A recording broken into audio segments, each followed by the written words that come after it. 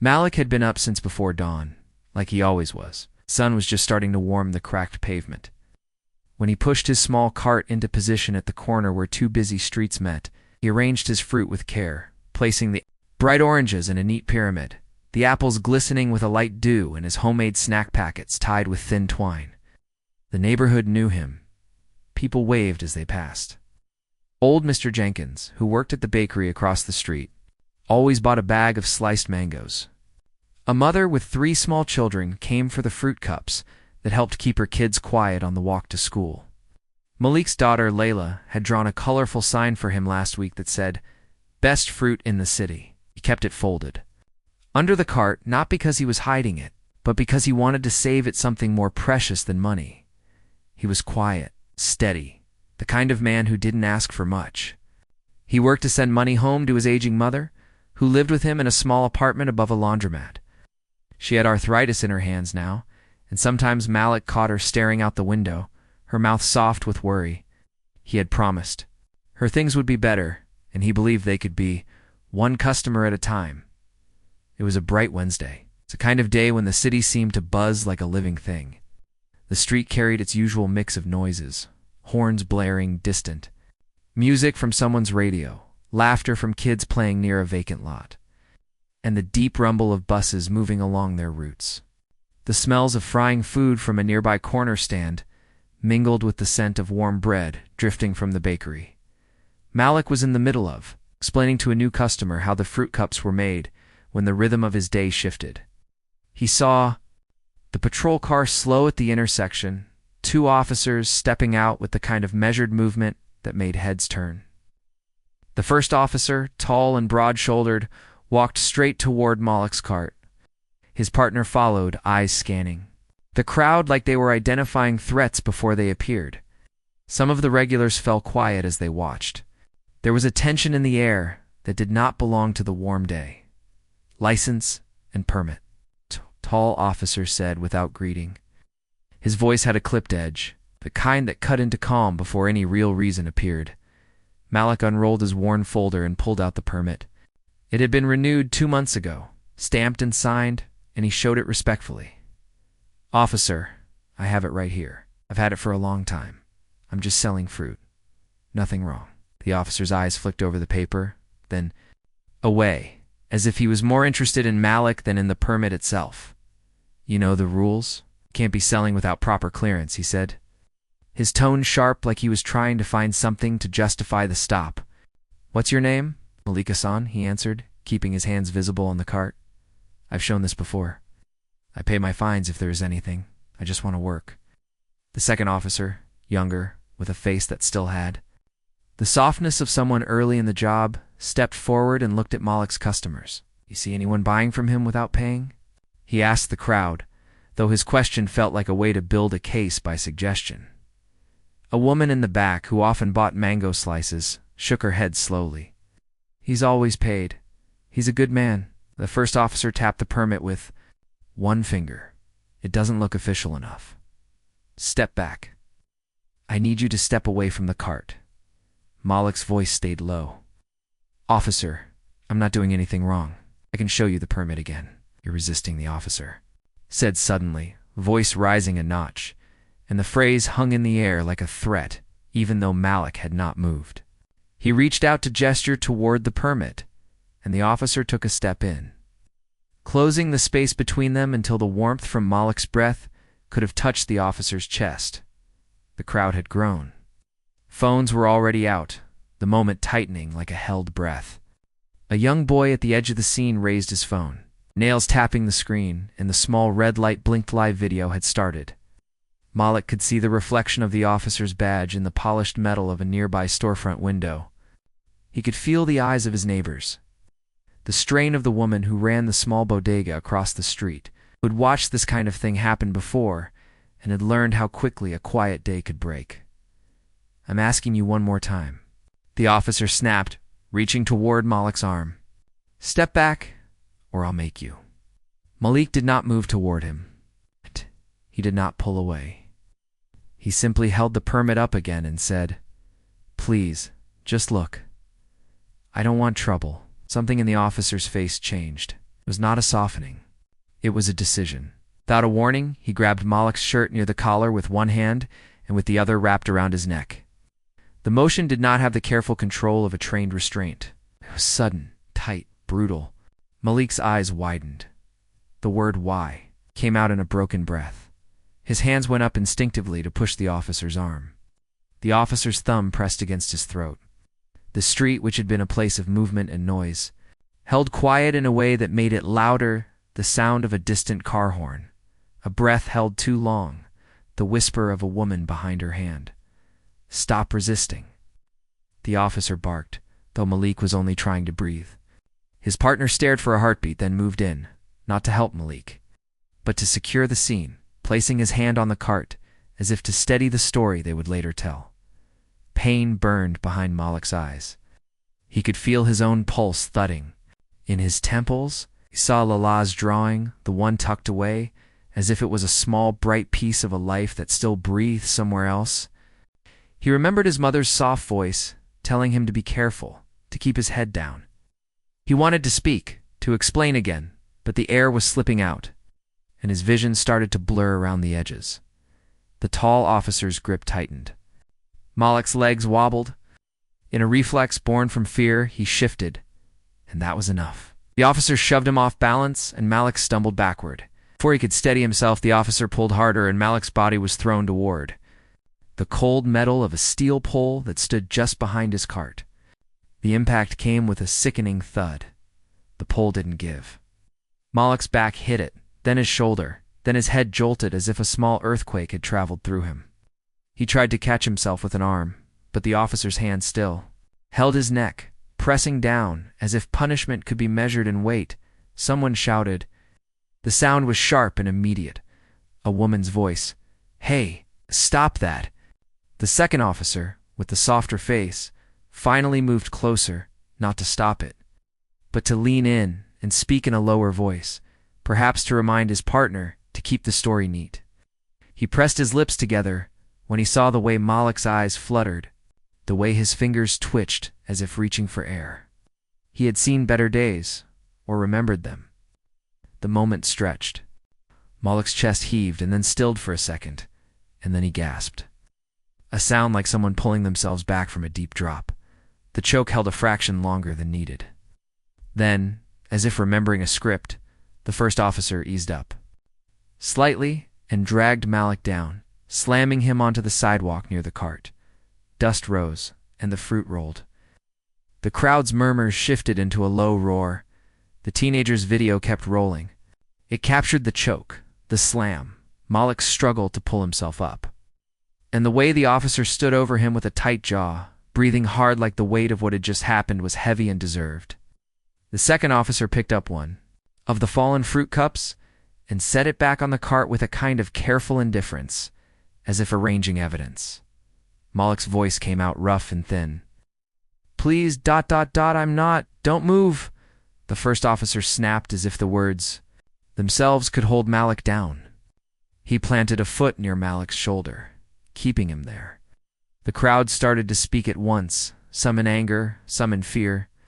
A man with a business suit, who had been walking by, pulled out his own phone, his fingers shaking slightly as he zoomed in. A woman pressed her hand over her mouth, tears leaking out without sound. Malik's breath came in shallow pulls. His throat felt raw, as if a fire had been lit there and left to burn. An older woman, a neighbor who had seen enough of this city's rough edges, stepped closer with her cane tapping the ground, her face tight with anger. "You don't have the right to do that to him," she said, her voice clear, carrying like a stone skipping across water. The officer didn't respond. He was already shaping their version in his mind, the narrative of resistance, suspicious behavior, of difficult people who made their job harder. The weight of the moment was not just in the choke or the slam. It was in the small things, the way Malik's clothes had pulled at his neck, the scrape of the sidewalk as he tried to push himself up, the spilled fruit rolling into the gutter, the metallic shine of the pole now smeared with sweat from his back. It was in the silence from some of the regulars, their eyes looking away because they had seen too much and feared that their own safety was fragile, held by a thin thread. It was in the flash of a camera, the red recording light blinking like a judgment. Somewhere in the background, a child started to cry sharp, small. A sound that cut through everyone's focus. Malik's world narrowed to the two officers, the pressure on his throat, and the sound of his own breath, he thought. Not clearly, but the thought came. If he moved wrong, it could get worse. If he stayed still, the wait.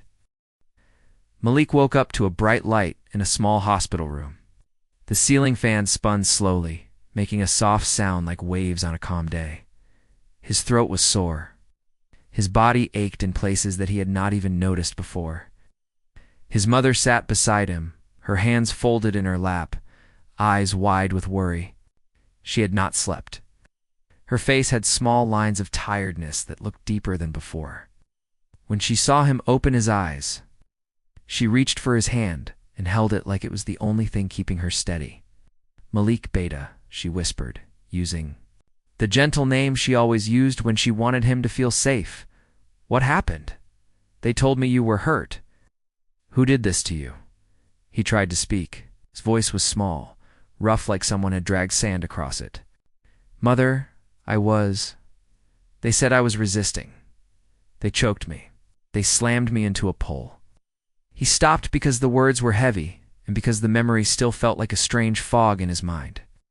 He saw the faces again, the officers, the way the crowd had looked, the pole, the sound of his own breath being taken away. His mother squeezed his hand so hard it hurt, but he didn't pull away. She didn't need to ask more. She already knew the kind of look in his eyes that told her the truth. News alerts started pinging on phones across the city. The video had moved fast. The young boy's recording, shaky and raw, had been shared by someone who knew someone, and then it was on a local activist's page. Then a city news anchor talked about it, and then almost everyone who knew Malik Street had seen it. The clip was short, but in that short time, it showed everything. The officers' voices, Malik's attempt to show his permit, the hands on his throat, his body hitting the steel pole, the slam to the ground. Added their own comments. Below the video, their own feelings, their own pain. Some typed anger, some typed fear, some wrote, "This could be my brother." Some wrote ugly words that made Malik's stomach twist, the kind that felt like someone took a knife to a quiet place in his chest. He did not want to be the center of it. He had always believed that hard work and quiet days would be enough. But the video had put him in front of everyone, whether he wanted it or not. His daughter Layla sat in the small waiting area, her legs swinging, her eyes fixed on the screen of a phone. She had seen the video too. She pressed her thumb against her lips, quiet, trying to understand. She watched the moment her father's body hit the pole, and then watched as he lay on the ground, trying to breathe. Her little body shook. A few days earlier, she had asked him if he could make a new sign for the cart with her drawing. Now, she wondered if people would look at her father and see only the moment when he was hurt, instead of the man who made fresh fruit cups. Every day and told her stories about the stars. People started coming by the hospital room in small groups. A woman from the mosque, dressed in a loose shawl, brought dates and a quiet smile. She did not say much. She just squeezed Malik's shoulder and gave his mother a look that said, "We are here." A young pastor from the nearby church came and spoke softly about justice, about standing together. A local food delivery driver who knew Malik from the mornings they both started early stood by the door, eyes red, not able to speak but showing up anyway. Outside the hospital, the story spread faster. On the street where Malik sold fruit, a small group had gathered. Some regular customers came with worried looks, not sure what to do. A man who ran the small corner store had a flyer in his hand.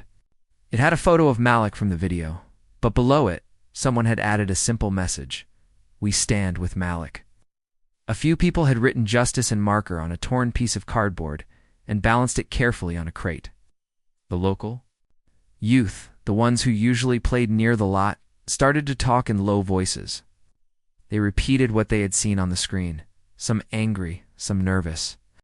One of them, a young woman named Tasha, had shared the video with a hashtag and a short message. They did this in front of everyone. "We are watching." The police department released a short statement. It said the officers were on administrative leave while an internal review took place. The words were careful. They used phrases like complex situation and standard procedure. The statement did not mention the choke. It did not mention the slam into the pole. It did not mention the fear in Malik's eyes or the small boy's video that had gone around the city. The words felt thin to the people who had seen the video with their own eyes. The city council member for the area spoke on a local radio station. He said the community's voice mattered and that a fair review would happen. Some people nodded. Others whispered that this had happened before. That words traveled fast, but real consequences moved slow.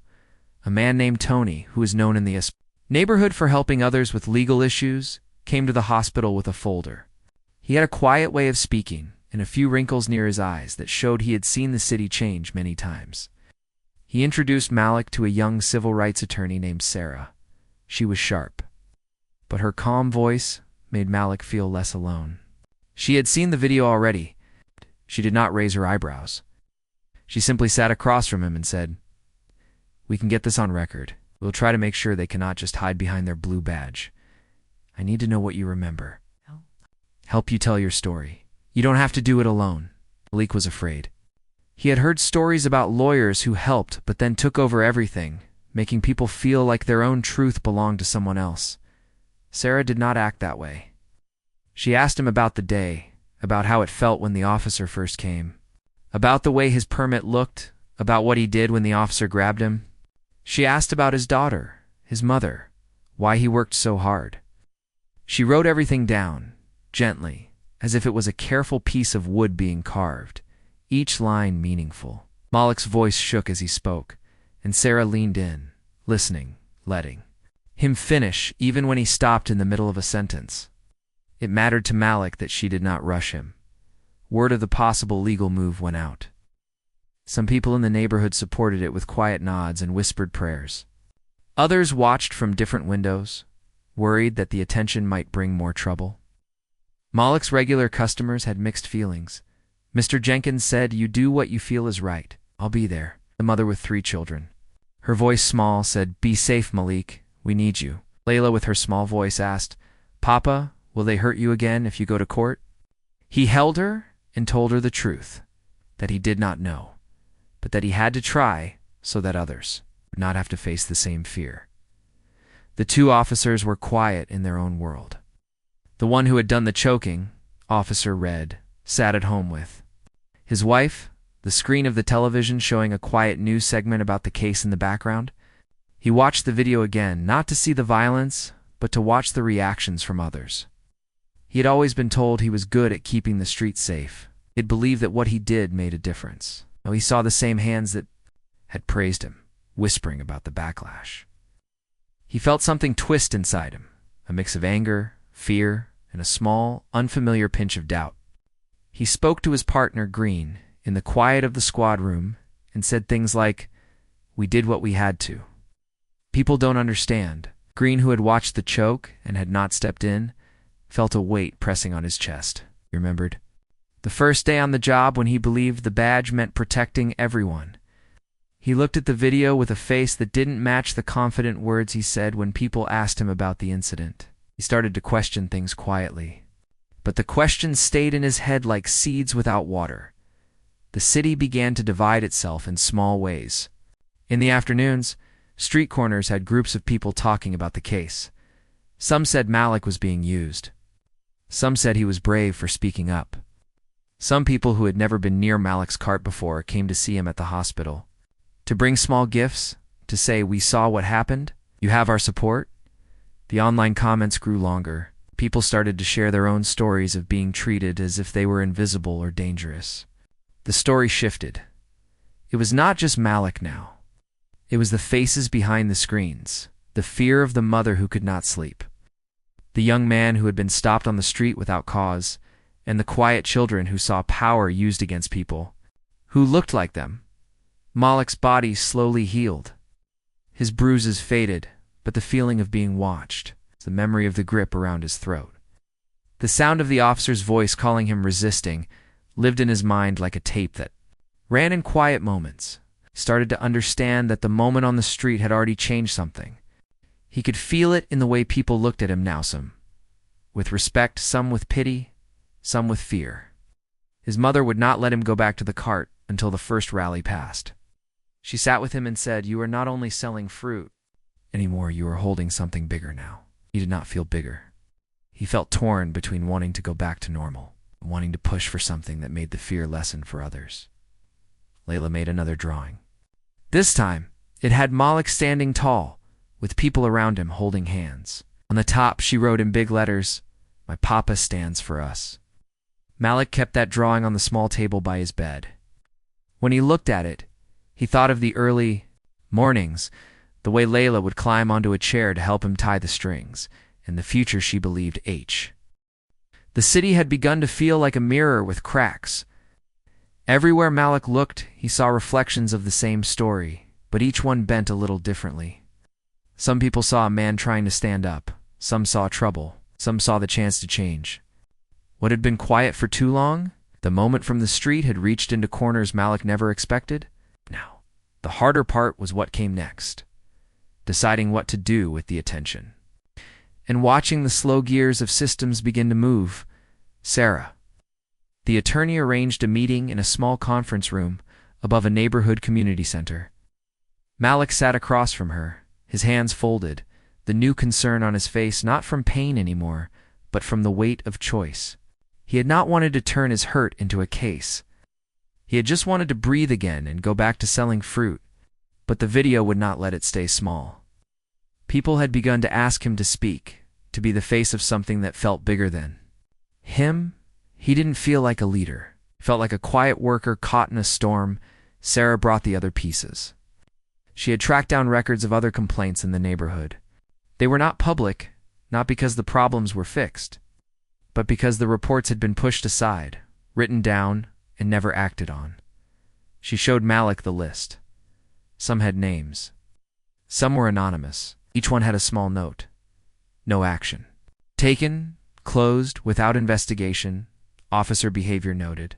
Malik's eyes moved over the paper slowly.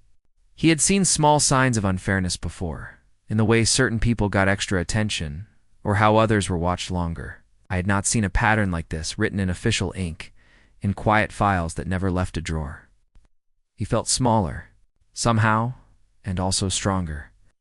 The idea of silence started to feel like the thing that had let the choke and the slam happen.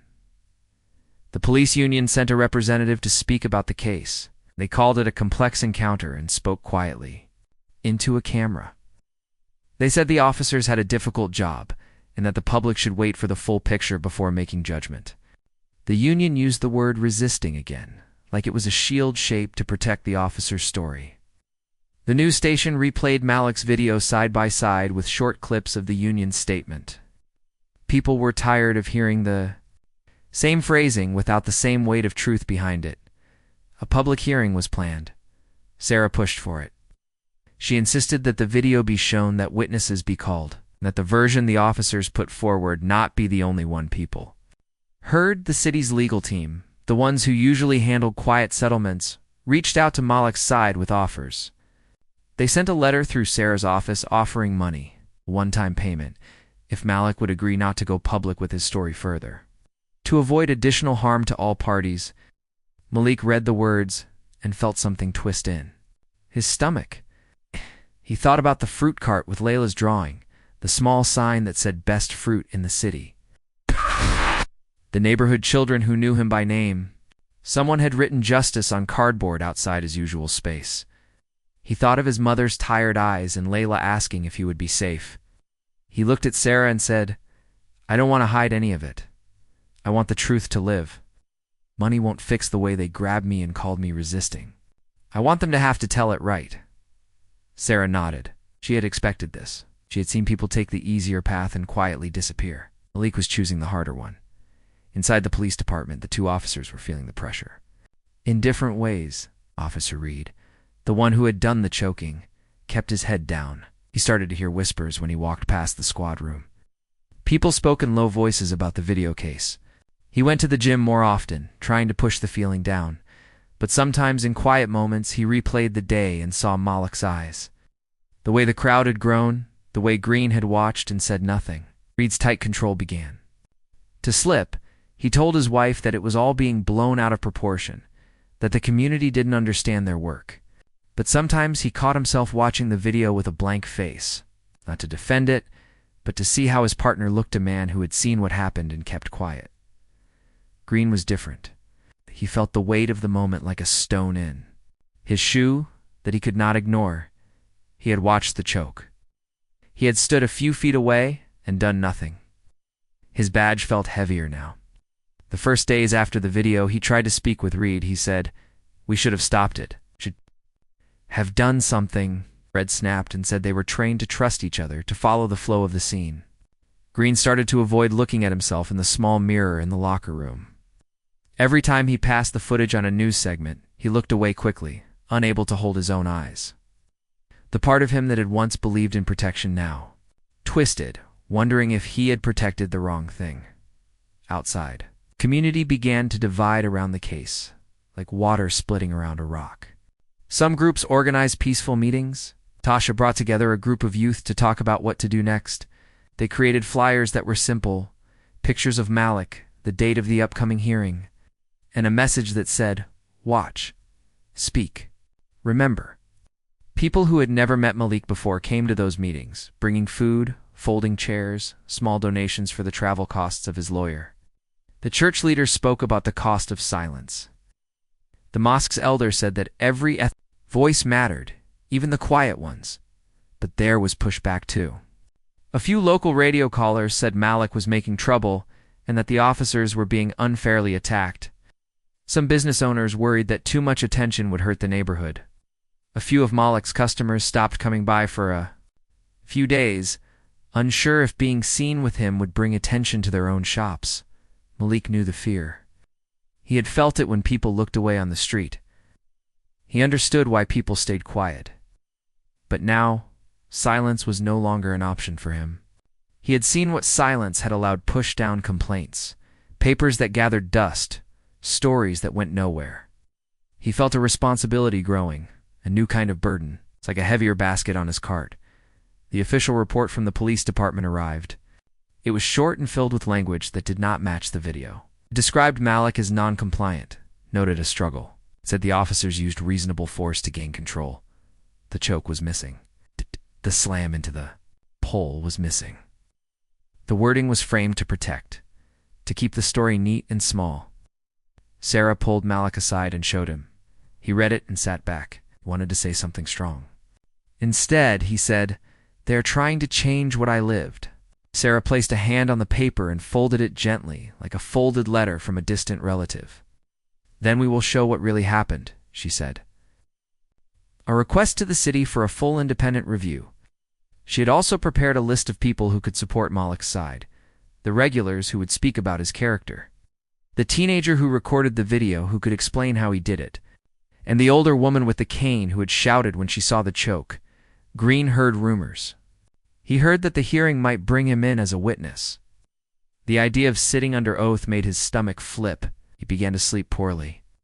Reed, meanwhile, started to receive quiet calls from older officers, telling him to stay calm, and from the union saying they would stand by him. Green looked at Reed one day in the break room, and Reed said, "We stick together."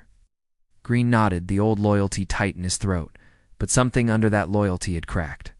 He went home and stared at his sleeping daughter, and the image of Malik on the ground returned. He reached for his phone, then put it down. He did not yet know what choice he would make when the hearing came, the day before the public hearing. A small group gathered outside Malik's building. They brought coffee, quiet meals, and small gifts for Layla.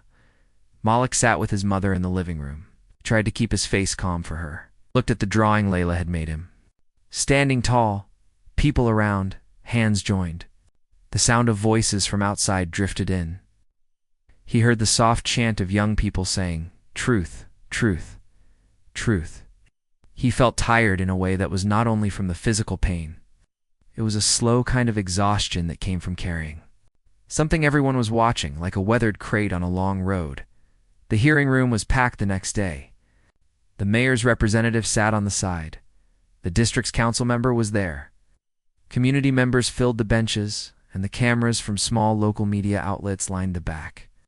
Malik felt the room settle around him like a heavy curtain. He remembered the first day at his cart, the warm light, the routine that made him feel safe. Now, the routine was gone, replaced by questions and eyes and the weight of telling the truth in a place built for official stories. Sarah stood with him, her face quiet and strong.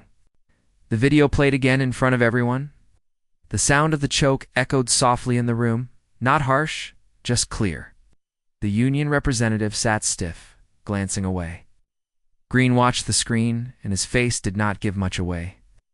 Reed sat, with his jaw tight, his hands folded. The official who had written the original report explained why certain words were used. The difference between the video and the report sat in the air like a space waiting to be filled. The part ended in a half-breath moment. The hearing had started. Malik had spoken, his voice shaky but growing. Sarah had called the regulars, the woman wit. The morning of the trial came with a quiet that felt heavy. People whispered as they entered the courtroom. Malik sat in the front row, his hands folded, his daughter's drawing tucked safely in his jacket pocket like a small shield. His mother held on to his other hand, her fingers thin but strong, and she did not let go even when he tried to give her a small smile. The room was full. The judge took his seat. Cameras from local stations were placed in the back, but the real focus was the front, where truth would be tested. The prosecutors started with the video, played again, sharper this time, on a larger screen. The voices came through clearly. Malik watched himself on the screen, watched the moment the officer grabbed him. Choke, the slam into the pole, and the way his body went down hard. He could feel the air in that moment again, the tightness, the fear. The room held that air, with him. The defense tried to break the moments into pieces, pointing to small moves, asking if Malik had done anything to push back. Malik's lawyer had already prepared him. He did not react to the questions as if they were attacks. He answered slowly, clearly describing how he only lifted his hands to show the permit, how he tried to stay calm, how the grip around his neck came without warning, how the pole hit him like a sudden wall. His voice shook at first, but grew steadier as he spoke about why he had not moved. I feared if I moved, it would get worse, he said. I was not resisting. I was trying to breathe. The defense team tried to shift the blame, calling the officers well-trained and saying they had to act quickly. They described the scene as confusing and said the officers made split-second decisions. The prosecutor pulled out the official report and placed it next to the video, showing the differences. The report did not mention the choke or the slam. The prosecutor asked why those things were missing. The officer who had written the report explained it with careful words about how memory can be unclear during stressful situations. Malik looked at him. He felt the distance between the truth on the screen and the version in the paper, as if someone had cut a piece out of his day and tried to smooth the edges. The people watching shifted in their seats, sensing the gap too. Then it was Green's turn. He had been sitting with his head down, hands folded, looking like a man carrying something heavy inside his ribs. Oh, yeah. No one knew exactly what he would do. Reed sat beside him, jaw tight, eyes fixed ahead. Green stood slowly when the prosecutor called his name. His voice was soft at first. He took the oath, his hands slightly shaking when he placed it on the book. The room leaned forward without meaning to. Malik's mother closed her eyes for a moment, holding her breath. Malik's daughter was sitting beside a family friend. Her small fingers twisted the edge of her father's coat. Green began to speak, described the day from his own memory, the way the air felt heavy, the way the patrol had moved in. He spoke about seeing Malik calmly holding up the permit, and then how the first officer grabbed him, told the courtroom that he saw the choke. He said the moment the officer's hand wrapped around Malik's neck, he felt the instinct to step in, but he did not. He explained that he thought the situation would calm, that his partner knew what he was doing, that he had trusted the flow. He looked down at the table, then lifted his eyes, and for the first time in public he said, I should have stopped it. I did not. I watched and stayed quiet. The words landed like a small explosion. Reed's face changed. The tight line of his mouth wavered. The silence that followed was a different kind of pressure than any the trial had seen before. Green went on. He said he watched Malik get shoved into the pole, and he watched the way the officer kept the grip on his neck, even as Malik's body weakened. He admitted that he helped shape the scene afterward, placing a recovered fruit cup back on the cart and standing by while Malik was held down. He said he had wrestled with it since that day, the difference between what he had learned in training and what he had done in the moment. He said the badge had felt heavy in his hand, and the idea of speaking up had felt like breaking something he had believed in, till he saw how the community reacted. Until he saw the fear in Malik's daughter's face, until he saw the video. Over and over and could not breathe without thinking of that small body hitting concrete. The defense tried to soften his memory, asking if he was sure and if stress might have changed his view. Green answered plainly. He said, "I am sure. I have replayed it in my head every night. I was there. I saw it. I did nothing to stop it." He did not point fingers beyond owning his part. He paused, then added, "I did not protect the man. I swore to protect. I protected a moment of silence instead." The room was quiet in a way that made people feel like they were holding the same breath. Reed's shoulders dropped just a little. Malik looked at Green. He did not look with anger. He looked with something raw recognition of the human cost of both silence and speaking. The prosecutor asked Green if he had been under any pressure not to speak the full truth. Green nodded slowly. He said there had been talk of loyalty, of keeping the story together, of trusting that the department would handle it. He said he had felt that pressure and he had let it matter more than the man on the ground. He looked at the jury and said, "I was afraid. I see that now. I was afraid of what would happen to me if I broke the flow. I am not afraid any more of the truth." Reed's attorneys tried to rebuild his image. He called him to the stand, and he spoke about being a longtime officer, how he had seen dangerous things, how he believed in protecting the city. When he asked about Green's words, he said he respected Green's honesty, but insisted that he had been acting to keep the situation safe. The prosecutor asked why the choke was not in the report. Reed said that he had focused on gaining control and that details blurred when the moment was fast. The jury watched him carefully, and Reed's words came out less certain than in the past. The difference between his calm explanation and Green's quiet confession hung like two weights in a scale. The emotional power of the trial is built around the contrast. Malik's calm description of his fear was one side. Green's admission, a failure to act, was another. Reed's defensive authority and quick decisions was a third. The community watched from outside through the news, sharing the updates, praying, holding on to each piece as if the future of more than just this case depended on it. In the gallery, older neighbors who had seen silence work before now whispered among themselves, some with tears, remembering other moments where nothing changed. Some of the young people who had made signs outside now sat in small groups, hands clasped, faces quiet. The prosecutor brought in experts too. A medical professional explained how chokeholds affect breathing, how even a short time can cause pain and confusion, sometimes leading to longer damage if not seen. A community specialist spoke about the history of how people of certain backgrounds were watched more closely, and how that made normal interactions feel like danger. The defense pushed back, saying the experts were making connections that were not fair to the officers, but the evidence stayed. The video kept playing in parts, the audio looping in the jury's mind. And Green's voice about fear and loyalty echoed softly in the room. The part closed with the moment when the jury was sent to deliberate. Malik sat back, his hands resting on his knees, the drawing in his pocket warming from his touch. He held his breath, not because he was waiting for a result, but because he was feeling the weight of what had been said. Green left the stand pale, but with a small look at Malakwan that seemed to carry both apology and something like acceptance of what he had done. Reed sat with his head slightly bowed. The noise in the hallway outside the courtroom built like the tide before it breaks. The story had reached a place where truth had been pulled into the light.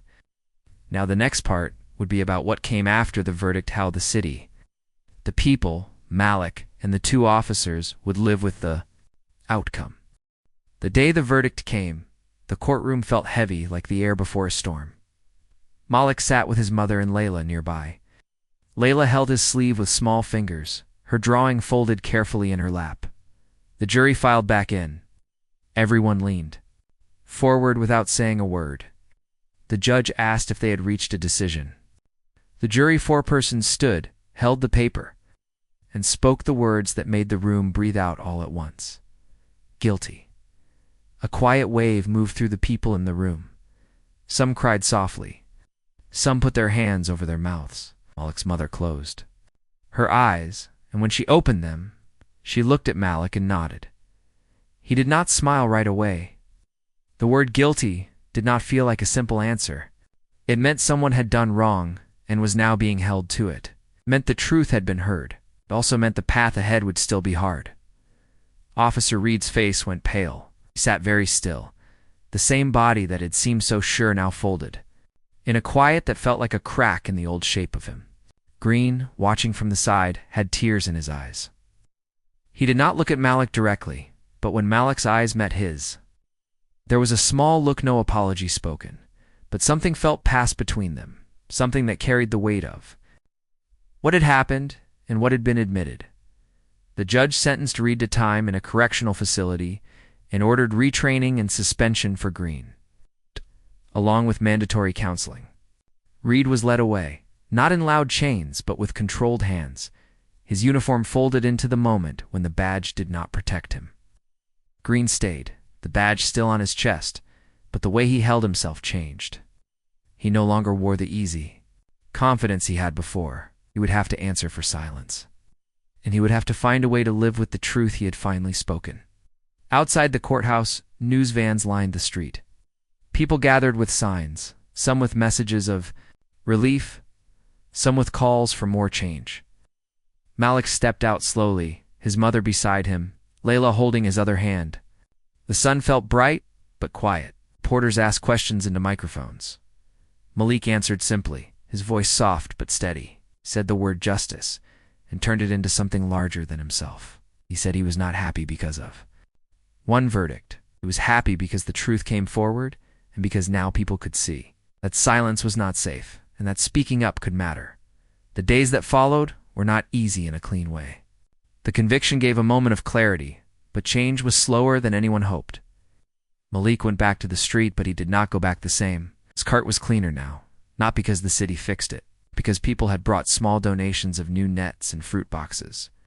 Someone had painted a small, simple mural behind his spot of steel pole, turned into a tree with roots that wrapped around a heart, and words that said, witnessed, remembered. The pole itself, the one that had knocked the wind out of him, had become a quiet place where people left small notes, flowers, and tokens. Layla's new drawing was on the cart, bright and sure, with added people around her father holding hands. Green did not disappear. He did not leave the job right away. He knew the neighborhood watched him, chose a different path slowly. He started showing up at the community center, listening more than speaking. He met with local youth in small groups, not to defend, but to hear. He went to therapy, sitting across from a counselor and learning the word responsibility in a way that did not let him hide behind training. He came to a small meeting where Malik and a few others talked about safety and trust. He stood outside the room, unsure. Malik saw him, nodded once, and invited him in with a small gesture. Green went in, did not ask for forgiveness. He offered a quiet statement. He had lived with what he had done, and he wanted to help make sure silence did not become the default again. Some people in the room turned away. Some accepted the words with cautious hope. Malik's mother, watching, did not say much. She folded her hands and let time show what would happen. Green began helping with small things, teaching young people how to record their experiences safely, listening when someone spoke about being stopped, and sometimes speaking at meetings about the cost of holding back truth. He was still a complicated figure, and some mornings he woke up feeling the weight of every face that had seen him on the stand. But he kept showing up, not to erase what happened, but to carry it in a different way. Reed's name became part of city conversations. Some people wanted to forget the case and move quickly. Others used it as a fuel for pushing deeper. Malik was asked to speak at a local town hall. He did not speak with anger. He spoke with a calm voice that held the memory of fear, the pain, of being seen as resisting, and the choice he had made to not take the money offer and instead let the truth be public. He said that the real work was not in one trial, but in what came next. Better training, independent oversight, a real way for people to speak without fear, and safe steps for those who saw something wrong. He started a small group that helped street vendors understand their rights. He made flyers with simple phrases and went door to door, not to fight with anyone, but to teach. You can work. You can be safe. You can be seen. The group had starts and stops. Some listened. Some were scared to speak up. But the mural behind his cart stayed, growing over the months with new colors and names added. Layla grew a little taller. She walked with her father more slowly now, often carrying a small basket to help him. She had grown quiet in public, but at home she talked about our story like it was something that could help others. Malik watched her and felt the truth of her drawing. He saw the people around him, some still cautious, some still scared, some now speaking up because they knew it mattered when they did. His mother started to go to the small meetings with a thermos of tea. She sat in the back, sometimes smiling when Malik got a word right, or when a young person said, "Thank you for helping us." She kept the photo of the day the verdict came, in a small frame on the kitchen shelf, not to celebrate the pain, but to mark the moment the truth was heard. The city started making small shifts. A new panel was formed to review police reports with at least one member from the neighborhoods most affected. Training sessions on how to handle street interactions without jumping to force became public and included voices from people who had experienced those moments. The old system that had too often made silence easier now had some cracks. Malik still saw the caution in some eyes when new officers passed, but he also saw conversations starting earlier. Before tension could rise, he still had nights when the memory of the choke slipped in unexpectedly. But he had new mornings too, laughing with Layla as she teased him about the way he cut fruit, thanking a young man who had quietly brought extra water, and listening. When someone said they felt a little safer because they had seen him speak, the story did not end with a single chapter. The pole, once a tool of pain, held the marks of memory and of work. A small plaque was placed by the community on its base. It read simply, "We saw. We remember. The road continues." Malik touched it sometimes when he sat up in the morning. He ran his thumb over the carved letters. He did not feel like a hero. He felt like a man who had been part of something that began to shift a little in the quiet moments. He thought about Green's face when they met in that small room, the way something like understanding passed without words. He thought of Reed, now far from the street, and the way power had once made him feel untouchable. He thought of his mother's hands, the way they still worked despite the arthritis, and of Layla's drawings lining the wall. He kept his voice gentle when he told their story to others. He knew pain could break a person or build a strong place. He chose the second, not because he had to, but because the people around him had shown him the meaning of witness. The last scene of this part shows Malik back at his cart on a cool morning. The crowd comes and goes. The mural behind him glows. With fresh paint, teenager stops, puts a small paper flower on the base of the pole, and nods. Malik gives a small smile, wraps a bag of fruit with careful hands, and passes it to the woman who always buys mango slices. Layla hands out a small sticker that says, "I stand with truth." The street continues, carrying its sounds and its people, but now layered with a new beat, one of watching, remembering, and quietly building.